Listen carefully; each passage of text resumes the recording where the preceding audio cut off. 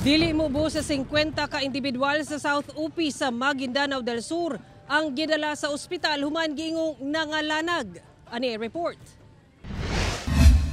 Mikabat sa 50 ka individual sa Barangay Kigan ug Barangay Pandan sa South UP Maguindanao del Sur ang gidala sa ospital human nakasinati og pagsuka-suka, pagpanakit sa tiyan, pagkaribanga ug pagkalipong adlaw Miyerkules.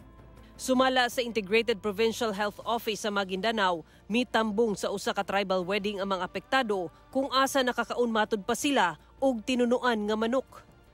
Hinungo nagpadala na og surveillance team ang IPHO aron sutaon ang hinungdan sa giingong food poisoning.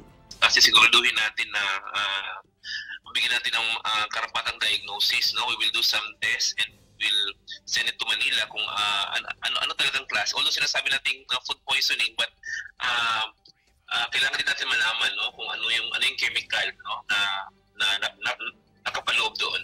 Posible matud pa nga giluto ang maong pagkaon sa buntag ug sa hapon nagikaon ug posibleng napanos kini. Busa tambag sa IPHO sa mga nagaandam og pagkaon. Mas maganda ho, no, na ang pagkain kung ganyan hindi natin maiwasang saucy, no, sa panahon ngayon. Mas mabuti na agad kainin, no, hindi pinaabot ng ilang oras, or maghanda na lang tayo ng mga dry na pagkain, no, para maiwasan yung ating food poisoning. Kasamtangan pa ang ginaobserbahan sa ospital ang mga pasyente. Ako si Sara Hilomen Velasco para sa One Mindanao.